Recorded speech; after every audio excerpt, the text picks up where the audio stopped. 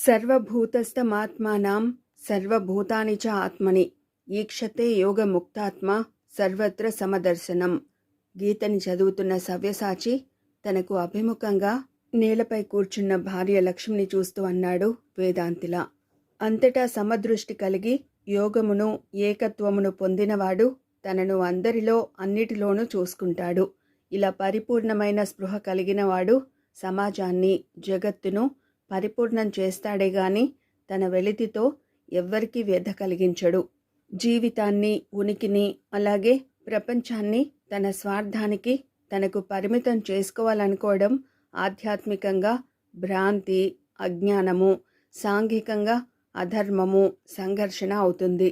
భర్త చెబుతున్న తాత్పర్యం వింటుంటే 45 లక్ష్మి కళ్ళు అశ్రుపూరితాలయ్యాయి.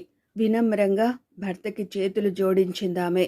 ఆమె అలా కన్నీళ్లు చిందించడానికి గాని పరవశంతో ప్రణామాలు అర్పించడానికి గాని కారణం ఒక్కటే, తన భర్త ఓ మానవాతీతుడన్న భావం.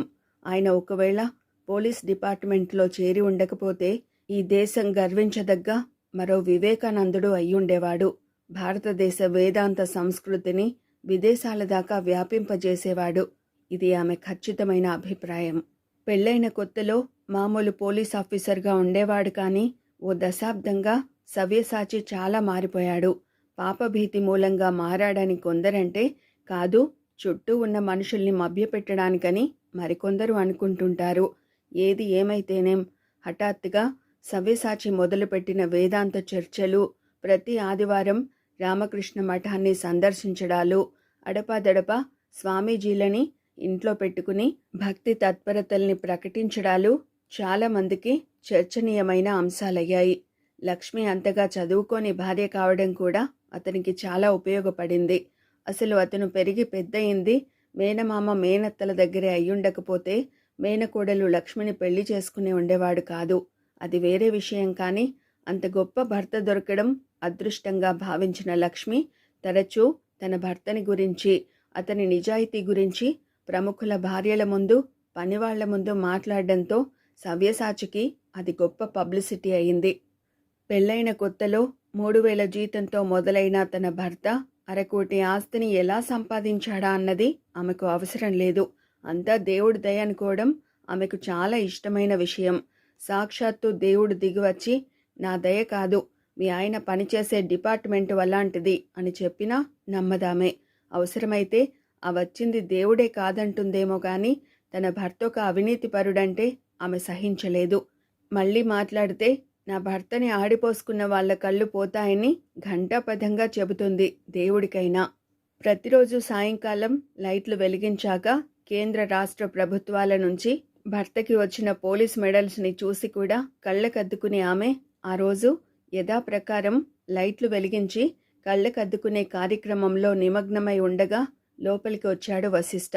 అసలు తన కొడుకు కూడా పెద్ద పోలీస్ ఆఫీసర్ కావడానికి కారణం భర్త పుణ్యఫలమే అని తలపోసే లక్ష్మి, ఏమైందిరా, ఏంటి అలా ఉన్నావు అంది వశిష్ఠ మొహం చూస్తూ. అతను ఎందుకలా ఉన్నాడో సవ్యసాచికి తెలుసు. కానీ ఏమీ తెలియనట్టు ఏంటి నాన్నా అన్నాడు మృదువుగా కొడుకుని చూస్తూ. రాజేష్ మరణానికి సంబంధించి మీ నుంచి కొన్ని వివరాలు తెలుసుకోవాలనుకుంటున్నాను డాడీ. సవ్యసాచి కన్నా ముందు రియాక్ట్ అయింది లక్ష్మి. ఓ అలగా వెధవ గురించి నీ తండ్రిని అడిగేదేమిటి అనేసింది.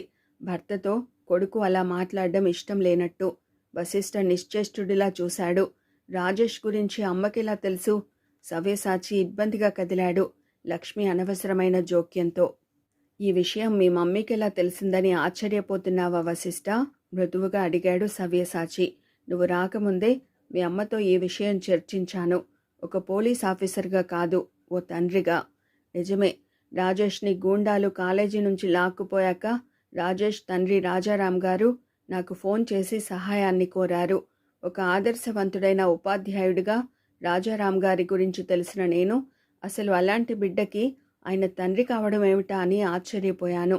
ఇలా ఎందుకంటున్నాను అంటే అప్పటికే రాజేష్ మీద 2-3 ఈవ్ టీజింగ్ కేసులు డిఫరెంట్ పోలీస్ స్టేషన్లలో రికార్డ్ అయి ఉన్నాయి కాబట్టి. అవి పర్సనల్గా నేను స్టడీ చేశాను వశిష్ఠ. అయినా ఎలాంటి చర్య తీసుకోవద్దన్నాను. ఎందుకంటే రాజారాం లాంటి మహానుభావుడి మనసు గాయపడుతుందని. అయితే రాజేష్ పోలీసుల మౌనాన్ని అడ్వాంటేజ్గా తీసుకున్నాడు. సాక్షాత్తు హోమ్ మినిస్టర్ గారి కూతురు మీదే దాడి ప్రారంభించాడు. నేను ఓ తండ్రిగా తండ్రి మనసుతో రాజారాం అనే ఓ తండ్రి గురించి ఆలోచించి ఉపేక్షించినా గాని మరి సూర్యనారాయణ గారు ఓ తండ్రేగా శ్వేతకి అవమానం జరిగితే ఎలా సహించగలరని, అందులోనూ శ్వేత అంటే నా కాబోయే కోడలు. ఆ చివరి వాక్యంతో వశిష్ఠ మొహంలో రంగులు మారాయి. శ్వేత గురించి ఇలా మాట్లాడడంలో నా ఉద్దేశం నీకు జరగాల్సిన పెళ్లి గురించి గుర్తు చేయాలని కాదు వశిష్ఠ. నువ్వింకా గతంలో నిన్ను మోసం చేసిన ఏకాంతని మర్చిపోలేదని నేను అర్థం చేసుకోగలను.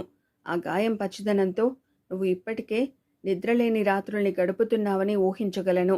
అయినా కానీ శ్వేత ఈ ఇంటి కోడలు కావడం రేపైనా తప్పదని నీకు మాత్రమే కాక మీ అమ్మకి తెలిసిన విషయమేగా. అందుకే రాజేష్ గురించి మీ అమ్మతో చెప్పగానే చాలా రియాక్ట్ అయింది. నా కోడలికింత అవమానం జరగడమా అంటూ ఆందోళన ప్రకటించింది. నిజానికి ఇంత దారుణంగా లక్ష్మి రియాక్ట్ కాలేదు, కానీ భర్త తన గురించి అలా మాట్లాడుతుంటే నిజమా కాదా అని ఆలోచించడానికి బదులు రియాక్ట్ అయ్యే ఉంటానని తీర్మానించేసుకుంది. అయితే ఒకటి మాత్రం నిజం, సవ్యసాచి వేదాంతిలా అన్నాడు అనువంత బాధని గొంతులో ధ్వనింపజేస్తూ. గూండాలు అలా కాలేజీలో అడుగుపెట్టి రాజేష్ని లాక్కుపోవడం చట్టరీత్యా నేరం.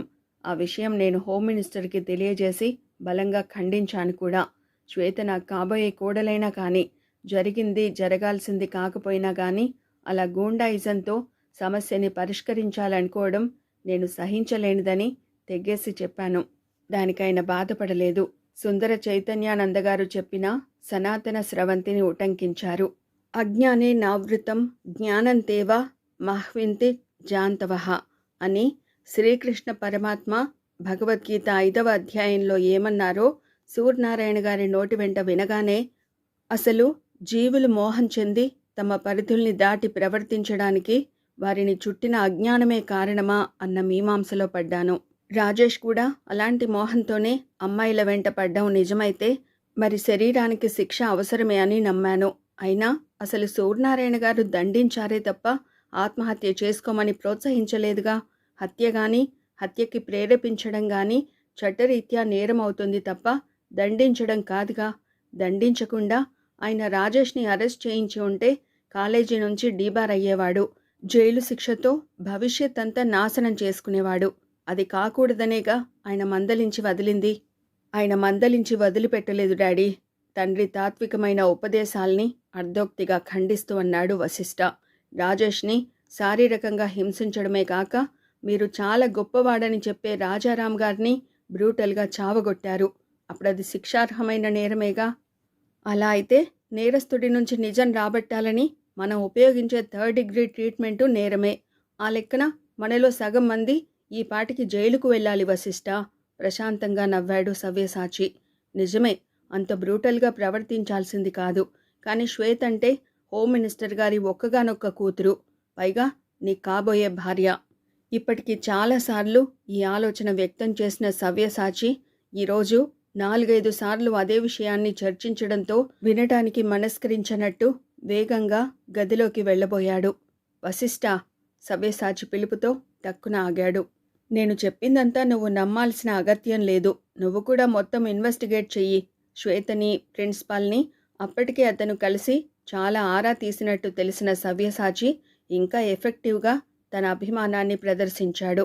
ఒకవేళ పోలీసులు ఎవరైనా రాజేష్ మీద ఈవ్ టీజింగ్ విషయంలో ఫాల్స్ కేసెస్ పెట్టి ఉంటే అది గాని నువ్వు నిరూపించగలిగితే క్షణమాగి అన్నారాయన. జరిగిన పొరపాటుకి నేనే బాధ్యత వహిస్తూ రాజీనామా చేస్తాను. ఒక సిటీ కమిషనర్ తలుచుకుంటే ఎవరినైనా ఎలాంటి కేసులోనైనా ఇరికించొచ్చని తెలియనంత అమాయకుడేం కాదు వశిష్ఠ. అయినా తండ్రి మాటల్ని విశ్వసించకుండా ఉండలేకపోయాడు. ఆశ్రిత చెప్పిందే కాక రాజేష్ చివరగా రాసిన ఉత్తరం చూసి ఉండడంతో ఎక్కడో ఏదో గ్యాప్ ఉందని గ్రహించినా ఖచ్చితంగా అదేమిటో అర్థం కాలేదు అతనికి. స్వతహాగా పదునుగా ఆలోచించగలిగే వశిష్ఠ ఇక్కడ ఇలాంటి సందిగ్ధంలో మిగిలిపోవడానికి కారణం ఒక్కటే. చెప్పింది అతన్ని మభ్యపెట్టింది పోలీస్ కమిషనర్, అంతకు మించి అతడి తండ్రి. సో రెస్టారెంట్లో తనకు అభిముఖంగా కూర్చున్న వశిష్ఠతో అంది ఆశ్రిత. నా తమ్ముడి విషయంలో మీరు న్యాయం చేయలేనంటారు. ఆమె గొంతులో ఆవేశం లేదు, ఆందోళన లేదు. ఇంతకు మించి న్యాయం ఆశించడం అన్యాయం అన్నంత ప్రశాంతంగా అంది. నిజానికి అది ప్రశాంతత కూడా కాదు. న్యాయ చరిత్ర గుహాంతరాలలో చారికలుగా మిగిలిన ఎన్నో సత్యాలు ఆమె కళ్ళ ముందు కదులుతుంటే నిర్వేదంగా తన భావాన్ని వ్యక్తం చేసింది. ఆమె మనసుని అర్థం చేసుకోలేనంత అవివేకి కాదు వశిష్ఠ. నేను నమ్మలేకపోతున్నాను మిస్ ఆశ్రిత. అసలు చనిపోయిన వ్యక్తి గురించి నీచంగా మాట్లాడేటంత సంస్కారహీనుణ్ణి కాదు నేను. పోలీస్ రికార్డ్స్ పర్సనల్గా చూశాను. అంతకుముందే శ్వేతని, ప్రిన్సిపాల్ని కలుసుకున్నాను. రికార్డ్స్ అన్నవి బ్లాక్ అండ్ వైట్లో ఉన్నంత మాత్రాన అన్నీ నిజాలు కావు వశిష్ఠ.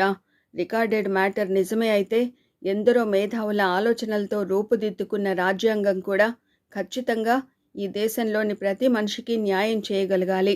కానీ అది కూడా నిస్సహాయంగా అమెండ్మెంట్స్కి గురవుతోంది. ఏదో ఒరగబెట్టాలని కాదు, అధికారంలో ఉన్న వ్యక్తులకి అనుకూలంగా రావాల్సిన మార్పుల కోసం. ఇలా అంటున్నందుకు నన్ను ఓ సూడో ఇంటలెక్చువల్గా మీరనుకున్నా నాకు అభ్యంతరం లేదు. కానీ ఇది నిజం. ఓ మామూలు అనుమానం మీద ఈ దేశంలోని ఏ వ్యక్తినైనా ఇంటరాగేట్ చేసే అవకాశం పోలీస్ డిపార్ట్మెంట్కి ఉందన్నా రికార్డెడ్ క్రిమినల్ ప్రొసీజర్ కోడ్ ఆధారంగా మీరు సులభంగా ఓ వ్యక్తిని కస్టడీలోకి తీసుకోగలరు. అతడు నిజంగా నేరస్తుడన్న ఆధారం లేకపోయినా ఆధారం కోసం అతన్ని టార్చర్ చేసి అవసరమైతే ఆ టార్చర్లో లాకప్ డెత్ దాకా మీరు దూసుకుపోగలరు. కానీ అదే పలుకుబడి గల వ్యక్తో, పదవిలో ఉన్న మంత్రో అయితే ఆధారాలు స్పష్టంగా ఉన్నా వెంటనే మీరు చర్య తీసుకోరు. ఫార్మాలిటీస్ పేరిట తాత్సారం చేస్తారు.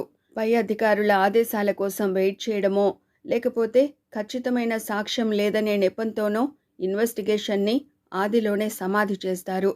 మరి రాజ్యాంగం కూడా రికార్డు చేయబడినదే అయినప్పుడు రాజ్యాంగ రీత్యా న్యాయం ఈ దేశంలో ప్రతి పౌరుడికి ఒకటే అని ఫండమెంటల్ రైట్స్ సూచించేటప్పుడు పలుకుబడిగల వ్యక్తుల విషయంలో అది బలహీనమెలా అవుతుంది? వ్యక్తుల ప్రమేయంతోనేగా. అసలు ఈ నక్సలిజం, టెర్రరిజం పేరిట కొందరు వ్యక్తులు ప్రభుత్వంపై దండయాత్ర జరపడానికి కారణాలు ఇవేగా వశిష్ఠ. ఆ రోజు ఫ్లైట్లో ఆమెతో గంటసేపు గడిపిన తొలి పరిచయాన్ని గుర్తు చేసుకుంటూ అన్నాడు. కేవలం ఒక్క సంఘటనతో మా డిపార్ట్మెంట్ మీద దురభిప్రాయం ఏర్పడడం దారుణం ఆశ్రిత. దురభిప్రాయం ఏర్పడింది మీ డిపార్ట్మెంట్ మీద కాదు వశిష్ఠ గారు, దాన్ని హ్యాండిల్ చేసే మనుషుల మీద. సాలోచనగా చూశాడు. మీ డిపార్ట్మెంట్లో అంతా సర్కిల్ ఇన్స్పెక్టర్ ధనంజయలే కాదు, వశిష్ఠులు ఉంటారని మొన్న మీరు నాకు హామీ ఇచ్చారుగా. కానీ ఏం సాధించగలిగారు? అతను ఇబ్బందిగా చూశాడు. ఒక్క క్షణం పాటు మనం ప్రిజుడీస్ లేకుండా ఆలోచిద్దాం. ముందు ఎదుటి మనిషిలోని పాజిటివ్ యాంగిల్స్ని మీ డిపార్ట్మెంట్ వాళ్ళు గుర్తిస్తే బెటర్ వశిష్ఠ. నేను కనీసం మీ నుంచి కోరుకున్నది అదే. ఎందుకో అతడికి చాలా రిలీఫ్గా అనిపించింది. పరిచయమై ఎంతకాలమైందని. రోజులేగా. అయినా ఆమె నిక్కచ్చిగా మాట్లాడడం మొదటి రోజు నుంచి ఆకట్టుకుంటూనే ఉంది. అయితే ఇప్పుడు ఆమె మాటల సందర్భంలో తనకు ప్రత్యేకత లాంటిది ఆపాదించి తన మనసులోని భావాన్ని ఎక్స్ప్రెస్ చేసింది. అది వినటానికి బాగుంది. అసలు అతడికే వ్యక్తిగతంగా ఆమెతో మాట్లాడాలనే ఆలోచనే లేకపోతే ఇంతసేపు ఆమె చురకల్ని భరిస్తూ ఉండేవాడు కాదేమో. అది కూడా కాదు. తెలివైన అమ్మాయిల్ని అతడు ఇంతవరకు చాలామందిని చూశాడు. కానీ ఆశ్రిత తెలివిలో వాడి మాత్రమే కాదు, ఎదుటి మనిషిని ఆకర్షించగల వేడి కూడా ఉంటుంది. అసలు ఇంత నష్టం జరిగాక ఏ ఆడపిల్లైనా రొటీన్లోకి రావడం చాలా అరుదైన విషయం. ఇదో గొప్ప విశ్లేషణ కాకపోయినా ఖచ్చితంగా మీకో విషయం చెప్పాలి మిస్టర్ వశిష్ఠ. నిశ్చలంగా చూసింది ఆశ్రిత. అతడి జవాబు కోసం ఆగలేదామె. నాకు ప్రమీల అనే ఓ స్నేహితురాలు ఉంది. స్వతహాగా తెలివైనదే. కానీ ఒక్కోమారు తన మూడ్ని బట్టి మనసుని కండిషన్ చేసుకుని ఆలోచిస్తూ ఉంటుంది. ప్రమీలకి పక్కింటావిడితో ఓసారి గొడవ జరిగింది. నేనోసారి ప్రమీల ఇంటికి వెళ్ళగానే పక్క ఇంటిని చూపించింది. అక్కడ తాడు మీద ఆరబెట్టి ఉన్న బట్టల్ని చూపిస్తూ కనీసం మురికిపోయేట్టు బట్టలు ఉతకడం చేతగాని ఆడదంటూ పక్కింటావిడిని కమెంట్ చేసింది. చాలాసేపు ప్రమీల మాటల్ని విన్నాక మేమిద్దరం ఏ కిటికీలో నుంచి చూస్తున్నామో ఆ కిటికీ అద్దాలకున్న మురికి గురించి శుతిమెత్తగా చెప్పాను. ఇదంతా ఎందుకు చెబుతున్నాను అంటే మా డిపార్ట్మెంటు మురికి అద్దాల్లో నుంచి ప్రపంచాన్ని ఎస్టిమేట్ చేస్తూ ఉంటుందని చెప్పాలని అర్ధోక్తిగా అన్నాడతను. అంతేగా, మీకు గుర్తుందో లేదో, తొలిసారి మీరు నాకు ఫ్లైట్లో పరిచయమైనప్పుడు మా డిపార్ట్మెంట్ గురించి నీచంగా మాట్లాడింది నేను, గుర్తు చేశాడు అతను. ఆమె మరేదో అనబోతుంటే వారిస్తూ అన్నాడు. అప్పుడు మీరెలా రియాక్ట్ అయినా గానీ, ఇప్పుడు మీరు కూడా మీ మూడ్‌ని బట్టి మీ స్నేహితురాలిలాగే మా డిపార్ట్‌మెంటుని కమెంట్ చేస్తున్నారు. ఇది కమెంట్ చేయడం కాదు మిస్టర్ వశిష్ఠ. చట్టం మీద పెంచుకున్న అపురూపమైన నమ్మకం సన్నగిల్లిపోతుంటే తప్పనిసరై చేస్తున్న విమర్శ. కానీ అది నిజం కాదేమో ఆశ్రిత, నచ్చచెబుతున్నట్టుగా అన్నాడు. మా డిపార్ట్‌మెంటులో కాలుష్యం ఉండడం నిజమే, కానీ అది మీరనుకున్నంతగా కాదన్నది నా అభిప్రాయం. విమర్శని మీరు అంగీకరించలేకపోతున్నారు. ఆమె సీరియస్నెస్‌ని డైల్యూట్ చేయాలనిపించింది అతనికి. సైకాలజిస్టులు చెప్పేదాన్ని బట్టి విమర్శకి 3 కారణాలు ఉంటాయి. మొదటి కారణం విమర్శ ద్వారా మనల్ని మనం ఎలివేట్ చేసుకోవాలనుకోవడం. రెండోది మరొకరి ఆలోచనల్ని ఆమోదించగలిగే హృదయం లేకపోవడం.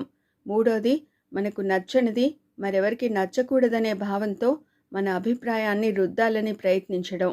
ఇందులో నేను ఏ కోవకి చెందిన క్రిటిక్నని మీ అభిప్రాయం? ఆమె గొంతులో నిజానికి కాఠిన్యం లేదు. కానీ అతడు ఆమె ప్రశ్నతో కంగు తిన్నాడు. జవాబు చెప్పేవాడే, కానీ చెప్పకూడదనుకున్నాడు. ఆమె ప్రస్తుత మానసిక స్థితిలో అలా ఆలోచించడం తప్పు కాదనుకున్నాడో, లేక మరింతగా చొరవ తీసుకునే చనువే లేదనుకున్నాడో నిశ్శబ్దంగా ఉండిపోయాడు. A person has a right to criticize who has right to help అన్నాడు అబ్రహం లింకన్. మృదువుగా నవ్విందామె. మీ డిపార్ట్మెంటుని నేను ఉద్ధరించగలనని అనుకోవడం లేదు. కేవలం మీతో చెప్పాలనిపించింది. ఇక మాట్లాడేదేమీ లేదన్నట్లుగా లేచిందామె. ఆ క్షణంలో నిజానికి ఆమె అంతకంటే వివరంగా మాట్లాడలేకపోయింది అంటే కారణం వశిష్ఠ తన అనుకున్న ఫలితాన్ని రాబట్టలేకపోయాడన్న ఆలోచన. చాలా ఆశించింది అతడి నుంచి, కానీ సాధించలేకపోయాడు. ఎందుకిలా జరిగినా గానీ చాలా అసంతృప్తిగా ఉందామెకి. అసలు అతడు సవ్యసాచి కొడుకన్న విషయం తెలియగానే తను ఫలితం తనకు అనుకూలంగా ఉండదని గ్రహించి ఉండాల్సింది. కానీ ఎందుకో చురుగ్గా కనిపించే వశిష్ఠ మీద కాస్త నమ్మకం ఏర్పడింది. అందుకే చట్ట పరిధిలోనే కొన్ని సమస్యల్ని డీల్ చేయడానికి అతడి సహాయాన్ని కోరింది. ఒకవేళ అతడు పోలీస్ ఆఫీసర్గా మాటిచ్చి ఉంటే ఆలోచించేది. కానీ స్నేహితుడిలా హామీ ఇచ్చాడు. ఏం చేద్దామనుకుంటున్నారు? అడిగాడతను. అది ఓ స్నేహితుడి పరామర్శలానే ఉంది. అసలు ఈ వ్యక్తితో ఇప్పుడు అవసరం తీరిపోయిందని అనుకోవాల్సిన సమయంలో తన మనసులోని భావాన్ని ఏకరువు పెట్టడం ఆమెకి ఇష్టం లేదు. కానీ నిగ్రహించుకోలేకపోయింది. ఏదో చేస్తాడనుకున్న మనిషి చేయలేని నిస్సహాయత ప్రకటిస్తే తనలో ఏర్పడాల్సిన వితరణని దాటి అతడి ప్రశ్న చలిగాలిలో నిలబడ్డ తనకు ఓ వెచ్చటి మనోస్పర్శలా అనిపిస్తుంటే ముందు నవ్వింది నిర్వేదంగా. మీ పరిధిలో మీరు మాట్లాడారు వశిష్ఠ. అది విని నేను అలాగా అంటూ ఊరుకోలేను. మీకు మీ నాన్నగారి మాటల మీద ఎంత నమ్మకం ఉందో నాకు మా తమ్ముడి మీద అంతే నమ్మకం ఉంది. కాబట్టి జరిగిన దానికి ఇదంతా ప్రారబ్ధం అంటూ నేను సరిపెట్టుకోదలుచుకోలేదు. అయినా నేనెందుకు నిశ్శబ్దంగా ఉండాలి? పరపతి గల వ్యక్తులతో పోరాటం దేనికనుకుంటే దీనికి అంతం ఎక్కడా? ఇలా నేను ఆలోచించడానికి కారణం నేను ఉన్నది ఆటవిక వ్యవస్థలో కాదన్న ఆలోచనే వశిష్ఠ గారు. అసలు ప్రాచీన రాచరిక వ్యవస్థల్లో సైతం మనుషులు పెద్ద చేప చిన్న చేపని మింగటం న్యాయమే అంటూ సరిపెట్టుకోలేదే. అలాంటి అనాగరికమైన పద్ధతుల నుంచి వ్యవస్థని రక్షించడానికి చాణక్యుడి అర్థశాస్త్రం తమిళ్ క్లాసిక్ తిరక్కురల్ రాయబడిందిగా. మన పోలీస్ వ్యవస్థకి ప్రేరణలు ఆ గ్రంథాలే అని తెలిసిన నేను అప్పటి మనుషుల్లా సందిగ్ధంగా నిలబడను. ఈ మోడ్రన్ సొసైటీలోని సివిలైజ్డ్ క్రిమినల్స్ చేసిన పనిని తవ్వి నేరస్తుల్ని ప్రపంచం ముందు నిలబెడతాను. ఈ డెసిషన్ తీసుకున్నది ఇప్పుడు కాదు వశిష్ఠ, నా తమ్ముడు తండ్రుల శవాల్ని చూశాక. దారెటో తెలియని చీకటి కూడలిలో నిలబడి ఏకతార శృతిలా విలక్షణంగా తన మనోభీష్టాన్ని వ్యక్తం చేస్తుంటే విస్మయంగా చూస్తూ ఉండిపోయాడు. కానీ అదెలా సాధ్యం? తను ఢీకొనాలనుకుంటున్నది సామాన్యమైన వ్యక్తులు కాదు. జరిగిన దానిలో ఎవరి ప్రమేయం ఎంతైనా కానీ ఒక ఒంటరి ఆడపిల్ల చాలా రిస్క్ తీసుకుంటుందని బోధపడిపోయింది. ఇప్పుడు చట్టరీత్యా నేను ఓడిపోతానన్నది మీ ఆలోచన కావచ్చు. కానీ యు సీ మిస్టర్ వశిష్ఠ, ఓటమిని అంగీకరిస్తేనే దాని ఓటమి అంటాను నేను. లేనప్పుడు అది పోరాటం అవుతుంది. పోరాటానికి తెలివి నిబ్బరం ఒకటి చాలదు. గెలవాలన్న డిజైర్ కావాలి. అది నాకు పుష్కలంగా ఉంది. దాని కడదాకా ఆర్గనైజ్డ్గా కొనసాగించగల మొండి పట్టుదల ఉంది. ఇవన్నీ నా తండ్రి దగ్గర నేర్చుకున్నవే వశిష్ఠ. కానీ ఆయన భయస్థుడిలా కడతేరిపోయాడు. ఈ విషయంలో మాత్రం నేను ఆయనకి వారసురాల్ని కాదలుచుకోలేదు. నీకున్న శక్తి ఏమిటి అంటే చెప్పానుగా, పెర్సిస్టెన్స్. ఏమైతేనేం అన్న మొండి పట్టుదల. డెసిషన్ తీసుకోవడమే సగం గెలుపుకి గుర్తన్నంత ధీమాగా ఆమె మాట్లాడి వెళ్ళిపోతుంటే ఒక్క మాట అన్నాడు. చెప్పండి, మీకు ఎప్పుడు ఏ సహాయం కావలసి వచ్చినా నేనున్నాను. పకాల్న నవ్వింది. మీరా? ఏం? ఎవరినైనా నోరు మోయించే శక్తి, సెన్స్ ఆఫ్ హ్యూమర్ గల వశిష్ఠ ఈమె సమక్షంలో ఎక్కువసేపు శ్రోతగానే మిగిలిపోతున్నాడు. ఎందుకు నవ్వుతున్నారు? ఇప్పటికింత చేసిన మీరు ఇంకా ఏదో చేయగలనంటే నవ్వు రాక ఏమవుతుంది? వశిష్ఠ ఆహాన్ని గాయపరిచిన ఆశ్రిత ఉద్వేగంగా వెళ్ళిపోయింది. ఉదయం 10 గంటల సమయంలో కాలేజీ క్యాంపస్లో అడుగుపెట్టింది ఆశ్రిత. నిన్నటిదాకా ప్రశ్నలతో వేధించిన భేతాళుడిలా ఉన్న మనసు ఇప్పుడు చాలా ప్రశాంతంగా ఉంది. సమస్యల కొండ అంచున ఘనీభవించిన జలపాతం లాంటి కోరికతో ఇప్పుడు ఆమె చాలా చేయాలనుకుంటోంది. ఆమె ఏదో చేయాలన్న కోరిక దగ్గరే ఆగిపోయి ఉంటే జరిగిన నష్టంతో ఆ తర్వాత రాజీపడి రొటీన్లో పడేది. కానీ ఫలానాది చేయాలన్న సంకల్పం ఆమెకు ఖచ్చితమైన గమ్యాన్ని నిర్దేశించగలిగింది. పర్వత సానువుల్లో నుంచి పుట్టి నేలపైకి సెలయేరు పయోధి దాకా ప్రవహించడానికి సిద్ధపడితేనే అది జీవనది కాగలుగుతుంది. సరిగ్గా ఆశ్రిత అలాగే ఉందిప్పుడు. కేవలం నిమిషాల వ్యవధిలో 25 మంది విద్యార్థుల్ని తన దగ్గరకు రప్పించుకుంది. అరగంట మాట్లాడేసరికి 25 మంది 100 మంది విద్యార్థులయ్యారు. ఆ తర్వాత రాజేష్ గురించి అందరి అభిప్రాయాల్ని సేకరించడం కానీ, రాజేష్ సాత్వికుడు, మంచి నడవడి కలిగిన విద్యార్థిగా రాతపూర్వకంగా అందరి దగ్గర తీసుకుని రేపు సాగించాలనుకున్న ఉద్యమానికి మంచి ఆయుధాన్ని సమకూర్చుకోవడం కానీ ఆమెకు కష్టం కాలేదు. క్రమంగా ఆమె చేస్తున్నదేమిటో కాలేజీ స్టాఫ్ దాకా వెళ్ళింది. అంతెందుకు, ప్రిన్సిపాల్ కూడా ఆశ్రిత చేస్తున్నదేమిటో గ్రహించాడు. కానీ ధైర్యంగా ముందుకు రాలేకపోయాడు. మొహం చెల్లలేదు. అయితే ఎందుకో కంగారు పుట్టింది.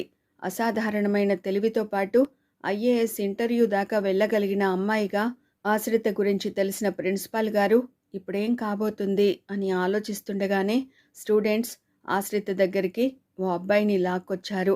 మేడం, వీడి పేరు అమర్. పరిచయం చేశారు. బిడియంగా తల వంచుకుని నిలబడ్డ అమర్ని చూపిస్తూ. మనిషి కూడా ఇంచుమించు రాజేష్ లానే ఉన్నాడు సాత్వికంగా. శ్వేత నెక్స్ట్ టార్గెట్ వీడే. ఆశ్రిత అర్థం కానట్టు చూసింది. ఓ స్టూడెంట్ చెప్పుకుపోయాడు. శ్వేతకి తన చుట్టూ కొందరు అబ్బాయిల్ని తిప్పుకునేట్టు చేసుకోవడం ఓ హాబీ ఆశ్రిత గారు. అందుకే రాజేష్ చనిపోయి నెల తిరక్కముందే మరో టార్గెట్ని ఫిక్స్ చేసుకుంది. అమర్ కూడా రాజేష్లా తెలివైనవాడు, పిరికివాడు కావడంతో ఇంచుమించు అదే సిట్యుయేషన్లో అమర్ని టార్చర్ చేయడం ప్రారంభించింది శ్వేత. అసలు ఆమె ఉద్దేశం ఏమిటో ఖచ్చితంగా మాకు తెలియదు కానీ అమర్ని అదే పనిగా వేటాడుతోంది. రాజేష్ తర్వాత హోమ్ మినిస్టర్ గారి మనుషులకి అమర్ బలవుతాడనుకుంటాను. ఆశ్రిత అమర్ని తదేకంగా చూసింది. ఎందుకో చాలా ఇబ్బంది పడిపోతున్నాడు అమర్. బహుశా ఈ నిజం అందరి ముందు చర్చించబడ్డం ఇష్టం లేకో, లేక శ్వేతకి తెలిసిపోతే ఏ ప్రమాదం ముంచుకొస్తుందో అన్న భయమో మరి. దిగులుగా దిక్కులు చూస్తున్నాడు. నువ్వు చెప్పేదేమన్నా ఉందా? అడిగింది అమర్ని. అమర్ గొంతు తడారిపోయినట్టుంది. అబ్బే, ఏం లేదు. అసలు అదేం నిజం కాదు.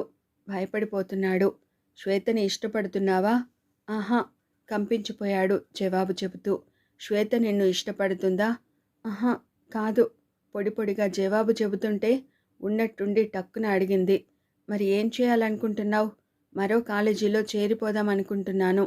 అర్థమైపోయింది ఆశ్రితకి.